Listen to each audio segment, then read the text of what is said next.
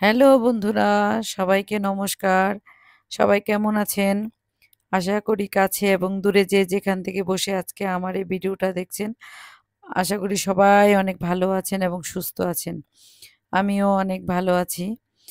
আর আমার সকল বন্ধুদের কাছে অনুরোধ রইল ভিডিওটা দেখার শুরুতে একটা লাইক দিয়ে ভিডিওটা দেখা কন্টিনিউ করবেন।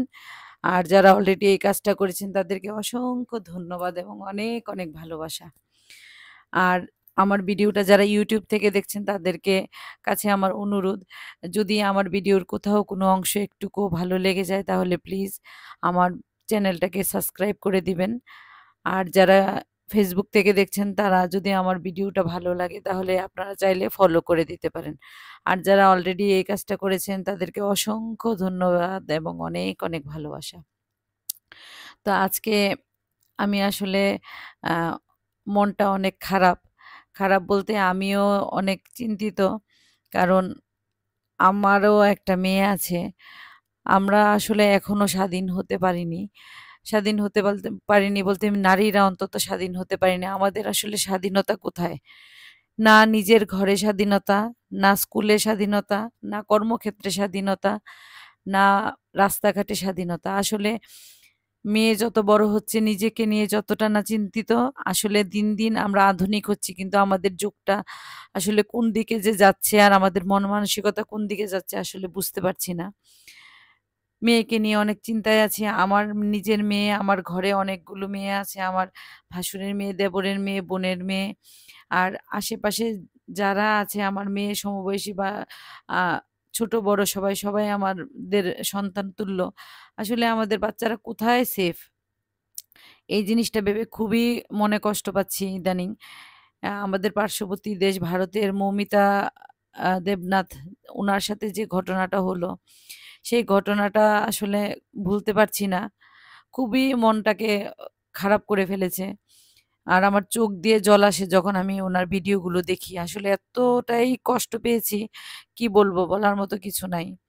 আসলে আমাদের মেয়েরা ডাক্তার হই বা ইঞ্জিনিয়ার হই বা যেই পেশাতেই নিযুক্ত হই না কেন আমাদের আসলে কোথাও স্বাধীনতা নাই। তো আমাদের যুগের পরিবর্তন হয়েছে কিন্তু আমাদের মন মানসিকতার পরিবর্তন হয়নি। তা আমরা যতদিন মন মানসিকতার পরিবর্তন না করতে পারবো আমাদের সমাজটাকে আমরা এগিয়ে নিয়ে যেতে পারবো না। আর সমাজ না এগিয়ে গেলে আসলে কোনো কিছুই এগোতে পারে না। আমরা যতই মুখে বলি না কেন আমরা স্বাধীন, আমরা নারীদেরকে সম্মান দিই, আমরা নারীদেরকে সমান চোখে দেখি। কিন্তু এটা মুখের কথা। এটা আসলে বাস্তবতায় রূপ নিতে আমি দেখতে পাচ্ছি না। কিন্তু উম কিছুদিন পরপর যে ধরনের ঘটনাগুলো ঘটে যাচ্ছে, আ যেখানে আমাদের বাংলাদেশে হোক বা ইন্ডিয়াতে হোক, এই ঘটনাগুলো কিছুদিন হয়তো একটু মানুষ ভুলে থাকছে। কিছুদিন পরপরই আবার একটা নতুন ঘটনার জন্ম হচ্ছে। যার চলে যায় সেই জানে হায় বিচ্ছেদের কি যন্ত্রণা। তো যার সন্তান যাচ্ছে সেই বুঝতে পারছে আসলে আঘাতটা কোথায় গিয়ে লাগছে বা তার কষ্টটা কোথায় হচ্ছে। এই যে মৌমিতা চলে গেল তার পরিবারটা একদম উম ধ্বংস হয়ে গেল। কারণ তার পরিবারে সে দেখার মতো ছাড়া তার আর কেউ নাই। তার বাবা-মাকে দেখার মতো আর কেউ নাই। তাহলে এই যে একটা পরিবার ধ্বংস হয়ে গেল, এই কষ্টটা আসলে ওর বাবা-মা কিভাবে সহ্য করবে আমি জানি না। আমি একটা আ নারী হয়ে আমি নিজেও সহ্য করতে পারছি না। ভগবান তুমি সবাইকে ভালো রাখো, সুস্থ রাখো এই প্রার্থনাটাই করছি। এবং সবাইকে ভালো চোখে দেখুন। তাহলে আমাদের সমাজে আর এই ধরনের বড় ধরনের ঘটনাগুলো হবে না। আশা করি আমি কোথাও যদি কোনো কাউকে আঘাত দিয়ে কথা বলে থাকি তাহলে প্লিজ ক্ষমা সুন্দর দৃষ্টিতে দেখবেন। কিন্তু আজকাল যে ঘটনাগুলো ঘটছে এগুলো খুবই হৃদয় বিদারক ঘটনা। তো যাই হোক, আসলে আমি একা বললে তো কোনো কিছুর পরিবর্তন করতে পারব না। তারপরেও মানে আমি একটা ছোট ই ব্লগার। তো ব্লগ করতে এসে আমি ২-৪ টা কথা বলে ফেলেছি। যদি কোথাও কোনো ভুল বলে থাকি প্লিজ আপনারা আমাকে ক্ষমা করে দিবেন এবং আর যদি আমার কথাগুলো আপনাদের ভালো লাগে তাহলে প্লিজ আপনারা আমার সাথে থেকে আ আমার কথাটাকে সবার মাঝে একটু ছড়িয়ে দেওয়ার চেষ্টা করবেন। আর আমাদের নারীদেরকেও বলছি আমরা যারা মারা আছি অথবা যারা অভিভাবক আছে, আমরা আমাদের বাচ্চাদেরকে গান, নাচ শিখানোর পাশাপাশি আমার মনে হয় এই আধুনিক যুগেও মার্শাল আর্ট বা ক্যারাটে শেখানোটা খুব দরকার। অন্ততপক্ষে মেয়েদেরকে নিজেদের সেফ থাকার জন্য। এই মার্শাল আর্ট বা ক্যারাটেটা শেখা থাকলে কিন্তু মেয়েদের নিজেকে অন্তত নিজের সম্মানটা নিজে রক্ষা করে চলতে পারে বা নিজের সম্মানটা রক্ষা করতে পারে। তো আমিও এইটা নিয়ে অনেক মানে কি বলবো যে আমার অনেক খারাপ লাগছে। আমার নিজেরও মেয়ে আছে। আমার ঘরে আমার আ নিজের সন্তানের তুল্য আমার ভাসুরের মেয়ে, দেবরের মেয়ে আছে, বোনের মেয়ে আছে। আমাদের সমবয়সী যারা আছে ওদের সবার মেয়ে আছে। আসলে খুবই দুঃখজনক ঘটনা। আমাদের মেয়েরাও কিন্তু সমাজে সেফ না। আমরাও সেফ না। মেয়েদের কথা কি বলবো? আমরাও কিন্তু সমাজে সেফ না। আসলে এটাই হলো এখনকার দিনের বাস্তবতা দেখতে পাচ্ছি আরকি। যাই হোক অনেক কথা বলে ফেললাম। তো যদি ভুল বলি তাহলে ক্ষমা করে দেবেন। আর এই তো সকালের কাজকর্ম মোটামুটি শেষ করে আ আমি কিন্তু কথা বলতে, বলতে আপনারা দেখতে পেলেন আমি তালের পিঠাও বানিয়ে ফেলেছি। এখন হচ্ছে চা বানালাম। আমার যে হেল্পিং হ্যান্ড আছে উনার জন্যও চা বানালাম, আমার জন্যও চা বানালাম। ২ জনে মিলে চা খাবো। তো উনি সবসময় দুধ চাটাই খায়। কিন্তু আজকে আমি আমার জন্য একটু লিকার চা বানালাম। আমি আ যেহেতু সবসময় গ্রিন টি খাই কিন্তু আজকে খাইনি। আজকে একটু লিকার চা খেতে ইচ্ছে করছিল। মাথাটা অনেক ব্যথা। তো আদা দিয়ে একটু লিকার চা করেছি তো উনাকেও দিলাম। আর এই যে আজকে রান্না-বান্নার সবকিছু রেডি করে দিয়েছে উনি। আমার হেল্পিং হ্যান্ড তো আমিও রান্নাটা করব। ফ্রিজে কিছু সবজি ছিল এগুলো নষ্ট হয়ে যাচ্ছিল। ভাবলাম এগুলো দিয়ে একটু সয়াবিন দিয়ে রান্না করব। পেঁপে, আলু আর হচ্ছে পটল এগুলো দিয়ে সয়াবিন দিয়ে রান্না করব। এজন্য পেঁপে আর পটলটাকে একটু ভেজে নিলাম। আর এই যে ব্লেন্ড করতে গিয়ে দেখি আমার যে ব্লেন্ডারের ছোট জারটা এটা ভেঙে গেছে। এই যে একটা কাঁটা ভেঙে গেল। এখন পড়েছি মহাবিপদে। কারণ আর যে ২ টা জার আছে ওই জারগুলো অনেক বড়, বড়। তো এখন এইটুকু আদা কি করে ব্লেন্ড করব বড় জারে তো ভাবলাম তাহলে একটু শিলপাটায় বেটে নেই। তো এই যে শিলপাটায় বাটবো বলে নিয়ে নিলাম। তো এই তো বাটাটা শুরু করার আগে ভাবলাম যে রান্নাটা চুলায় দিয়ে আস্তে, আস্তে করে বেটে ফেলি। তো এই যে আমি কাঠকোল আর ভাজিটা বসিয়ে দিলাম। আর এই চুলায় হচ্ছে তরকারিটা রান্না করব। তো এই ফাঁকে মসলাটাও একটু বেটে নিচ্ছি আরকি।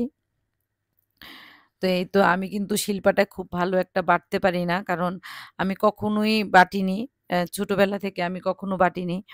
আর এখনো বাটি না। এটা কিনে রেখেছি মাঝে মধ্যে যেমন এমন আজকে যে একটা বিপদে পড়েছি, এই বিপদের জন্য আসলে এটা কিনে রাখা। তো যাই হোক বিপদের সবচেয়ে বড় বন্ধু হলো এটা। যেহেতু ব্লেন্ডারটা চাইলেই এক্ষুনি ঠিক করতে পারব না। আর বড় জারেও অল্প একটু ব্লেন্ড করা সম্ভব না। তো এজন্য একটু হাতেই বেটে নিলাম। আর বাটা মসলা রান্না কিন্তু খেতে ভালোই লাগে। আমার মা বেটে রান্না করে কিন্তু যদিও আমি বাটতে পারি না। কিন্তু আমার মা বেটে রান্না করে খেতে খুব ভালো লাগে। তো এই যে আমি কিন্তু সয়াবিনটাও রান্না করে ফেলছি। তো সয়াবিনটা কষানো শেষ। এই যে জল দিয়ে দিলাম ঝোলটা আরকি একটু ফুটে উঠবে। আর আমি কিন্তু যেহেতু ভেজে রান্না করেছি, সিদ্ধ হওয়ার মতো কিছু নেই। আমি ভাজাটা করার সময় ঢেকে, ঢেকে ভেজেছি। মোটামুটি একদম আ সিদ্ধ হয়ে গিয়েছিল। আর এই তো আমার কিন্তু রান্নাটা কমপ্লিটও হয়ে গিয়েছে। আর এখন একটু গরম মসলা দিয়ে দিলাম।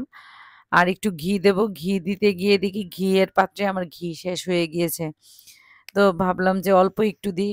আমার হাসব্যান্ড আবার ঘিটা ধরনের খাবারে ঘিটা পছন্দ করে নিরামিষ রান্নাতে আরকি। তো এইটুকুই ঘি ছিল।